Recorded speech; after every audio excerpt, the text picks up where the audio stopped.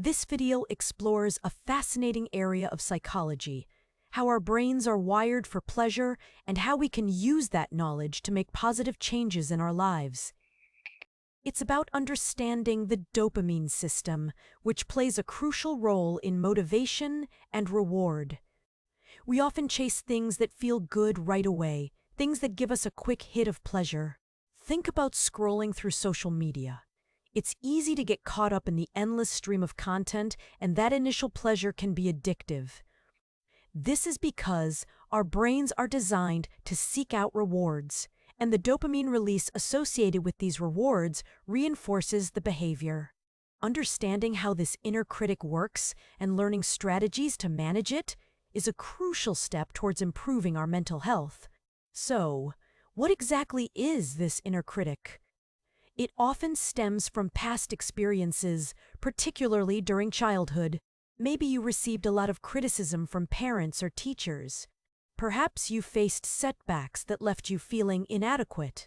These experiences can create deeply ingrained beliefs about ourselves. Beliefs that we are not good enough, not smart enough, or not worthy of love and acceptance. These beliefs then become the foundation of our inner critic. It's important to recognize that this critic isn't necessarily an objective assessment of reality. It's a distorted view shaped by our history. One of the key aspects of understanding the inner critic is recognizing cognitive distortions. These are essentially thinking traps, patterns of thought that are inaccurate and negatively biased. Common examples include all-or-nothing thinking, seeing things in black and white, catastrophizing, imagining the worst possible outcome, and personalization, taking responsibility for things that aren't your fault. This is a key element of self-awareness, a vital component of emotional control. The ability to remain detached from emotional reactions allows for clearer, more rational decision-making. This detachment isn't about being cold, but about maintaining perspective, ensuring that emotions don't cloud your judgment.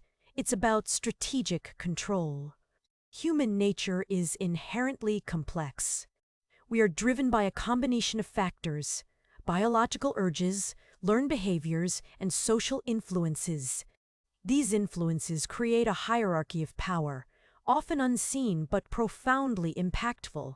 Social dynamics are constantly shifting, and understanding these shifts is crucial for navigating them effectively. Consider the way social pressure can influence individual behavior. People often conform to group norms, even if those norms conflict with their own beliefs. This is a powerful force, and those who understand it can leverage it to their advantage. It's a form of influence, a subtle manipulation of perceptions. Effective communication is also deeply rooted in psychology. Language isn't just a means of conveying information, it's a tool for shaping reality. Narratives, stories, they all influence how we perceive the world. Don't try to overhaul your entire morning all at once. Begin with 1 or 2 simple intentional actions, such as drinking a glass of water, stretching, or spending 5 minutes in meditation practice.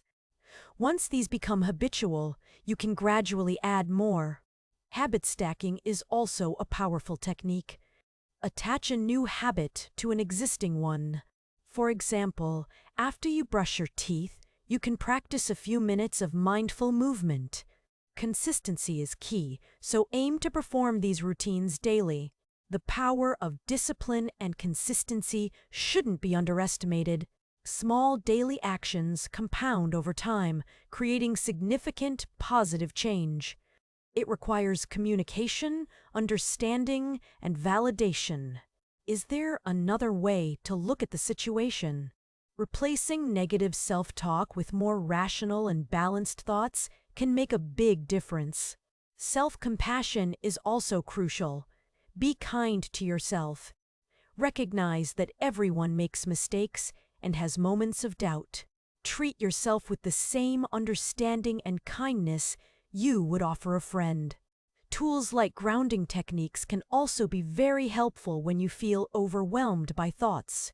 Grounding involves bringing your attention back to the present moment by focusing on your senses, what you see, hear, feel, smell, and taste. For example, you could describe 5 things you can see, 4 things you can touch, 3 things you can hear, 2 things you can smell, and 1 thing you can taste. It takes time and effort to change ingrained thought patterns, but it is possible. By practicing self-awareness, challenging negative thoughts, and using these coping strategies, you can regain control of your mind and find more peace. Remember that emotional well-being is an ongoing process, and seeking support from a therapist or counselor can provide valuable tools and guidance. While many resources address the immediate symptoms of overthinking, a key area still requiring more research is the long-term impact of chronic overthinking on neuroplasticity and the potential for targeted interventions to reshape those neural pathways.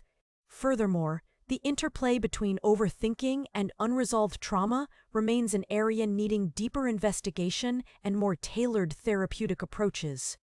If you found this helpful, please like, share, and subscribe for more videos on understanding your mind and improving your mental well-being. You can also check out the description below for links to further resources and self-help tools. Remember, you are not alone in this, and there is hope for a calmer, more peaceful mind. Take care of yourselves and your mental health. You deserve it.